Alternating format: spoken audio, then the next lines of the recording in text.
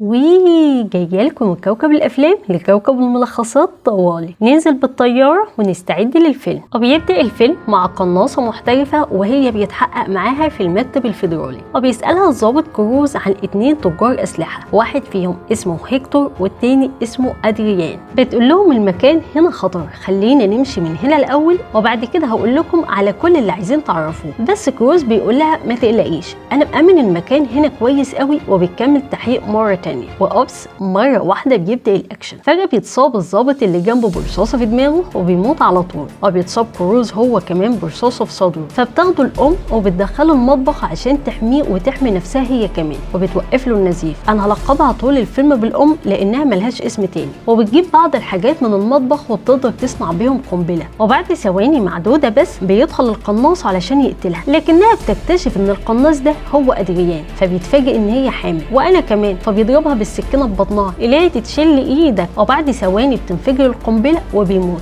احسن تستاهل يا مجرم. وبيتم نقلها للمستشفى هي وكروز، وبتولد بنتها وبتكون كويسه ما فيهاش اي حاجه الحمد لله. وبتجيلها عميله خاصه من المخابرات رخمه شويه، وبتقول لها وجود البنت معاكي هيكون في خطر على حياتها، خصوصا ان هيكتور بيدور عليك ومش هيسيبك لحد ما يقتلك. طبعا في الاول الام بتكون رافضه الفكره، بس بعدين بتضطر انها توافق عشان تحافظ على حياه بنتها. وبتروح لكروز بعد ما بقى كويس، وبتقول له موافقه بس بشرط انها تعيش مع عيله محترمه يهتموا بيها كويس، وتقول لي اخبارها اول باول. بيقول لها موافق. وبعد كده بتروح تعيش في مكان متطرف في وسط الجبال، وبتتغذى على صيد الغزلان واكل الحيوانات. وبنشوف الام بعد مرور 12 سنه وهي بتستلم جواب من كروز وبتقراه، وبتفهم من الجواب ان في كارثه هتحصل لبنتها ولازم تروح تقابله بكره. ولما بتقابله بتعرف منه ان رجاله هيكتور قدروا يعرفوا مكان بنتها وبيخططوا لخطفها. وبالمناسبه بنتها بيكون اسمها زوي. فبتروح لها الام المدرسه وبتشوفها من بعيد، ودي بتكون اول مره تشوفها فيها. وفجاه بتشوف في المكان زعيم عصابه هي تعرفه كويس من قبل كده، وبيكون بيراقب زوي، وواضح كده ان في بينهم طار قديم، او بتعرف ان هم دول اللي جايين عشان يخطفوها. فبتبدا تصف فيهم واحد واحد، بتخلص على الاول والتاني، وبرضه زعيم العصابه بيقدر يخطف زوي، وبيبعت لها واحد فوق من امهر رجالته علشان يقتلها ويخلص عليها. لكن هي بتكون اذكى منه، وبتخترق عربيه من اللي موجودين في الجراج وبتخبطه بيها. احسن يا حرامي.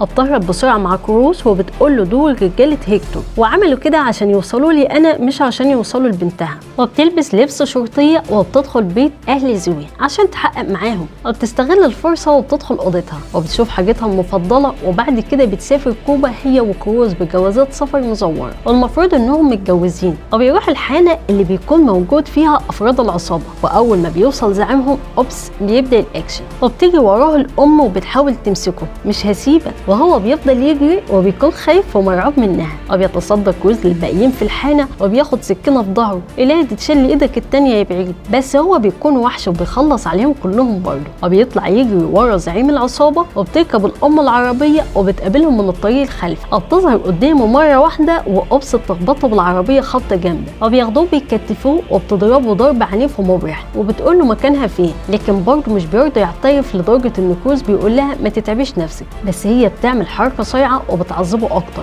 وبتقدر تخليه يعترف ويقول مكانها فين. وبعد ما بيرجعوا لغرفه الفندق بيسالها كروز عرفت ادريان وهيكتور ازاي وايه اللي ورطك معاهم. بترجع فلاش باك لورا وبتقول له انها كانت ضابط في الجيش ايام الحرب في افغانستان، وكانت من امهر القناصين الموجودين. وقتها ادريان كان هو الرئيس بتاعها واخد باله منها ولفتت نظره، فاخدها شغالها على برج المراقبه. وبعد مرور الوقت حست ان في حاجه غريبه بتحصل، وفعلا اكتشفت انه بيتاجر في تهريب السلاح هو وهيكتور، وعرضوا عليها تشتغل معاهم وبالفعل وافقت. لحد ما جه يوم واخدت بالها انهم بيتكلموا بطريقه غامضه وفيها الغاز شويه، فقلقت منهم وفتشت وراهم وعرفت الكارثه الكبيره وهي انهم بيتاجروا في الاعضاء. وعشان كده اتصلت على كروز وبلغت الشرطه. بيسالها مين فيهم يبقى ابوها، بتقول له مش بنت حد فيهم، دي بنتي انا وبس. وتاني يوم بيهجموا على المكان اللي محبوسه فيه زوي، وبتقتل الاول والتاني والتالت لحد ما بتخلص عليهم كلهم واحد واحد. شطوره. وبتدخل الاوضه وبتنقذ بنتها وبترجع تاني عشان تصفي حسابها مع هيكتور. بيسالها هيكتور دي تبقى بنتي ولا لا، بتقول له مش مهم. وبنفهم من كلامهم ان كان في بينهم علاقه وقصه حب ملتهبه. بيرفع عليها السلاح وبيتحرش بيها يا سافل، فبتمسك السكينه وبتشقه نصين جدعه وبتولع فيه وفي المكان وبتمشي. ولما بتشوف زوي مامتها بتحس ناحيتها احساس غريب لدرجه انها بتدخل تعمل سيرش على حمض DNA وبتسالها هو انت تبقى مامتي ولا لا، بتكذب عليها وبتقول لها لا، لكن احساس زوي بيكون اقوى بكتير وبتعرف انها بتكذب عليها وانها فعلا والدتها. وبعد ما بتمشي زوي مع كروز بتنهار الام وبتبكي جدا،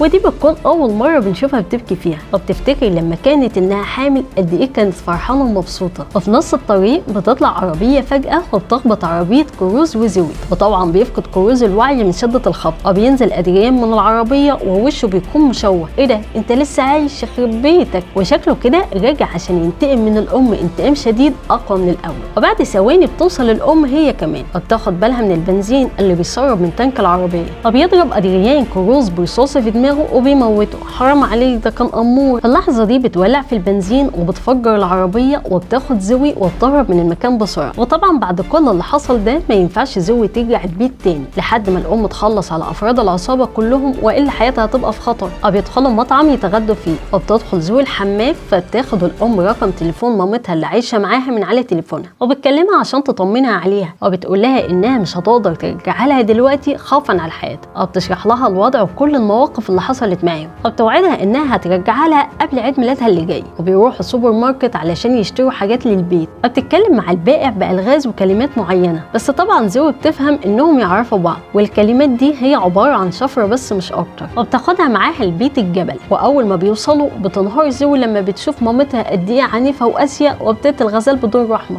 حرام عليك يا اسيا، فبتبدا تخاف منها وتبعد عنها. ومن هنا بتقرر الام تعلمها بعض الاشياء اللي تخليها تبقى قويه وتعتمد على نفسها في حياتها اللي جايه. واول حاجه بتعلمها لها هي السواقه. في الاول بترفض زوي انها تتعلم السواقه، بس هي بتقول لها عشان تكوني قويه وتقدري تحمي نفسك من اي حاجه لازم تتعلمي بعض الاساسيات ولازم تسمعي كلامي وتعملي اللي اقولك عليه. وفعلا بتسمع الكلام وبتتعلم السواقه. وتاني يوم لما بترجع من بره بتلاقيها مولعه سجاره وبتدخن قشطه، فبتتعصب عليها وبتزعق لها فبترفع عليها السلاح وبتقول لها انا بكرهك وبكره الحياه دي، مش عايزه اعيش معاكي، هو ايه بالعافيه رجعيني لاهلي. بتهديها شويه وبتفهمها انها بتعمل كل ده عشانها وعشان خايفه عليها وقريب جدا هترجعها لبيتها وحياتها المستقره. وفي المرحله الثانيه من التدريب بتدربها على النشان. في الاول بتخاف زوي ومش بتعرف تصوب صح، لكن بعد ما بتتدرب كويس بتبقى محترفه في ضرب النار زي كده بالظبط. لو مش بس كده ده كمان بيصنعوا الغام وبيحطوها في اماكن مختلفه في الغابه. هنا بيشوفوا الذئبه الام وهي مصابه، بتقول لها زوي لازم نساعدها. قالت لها لا،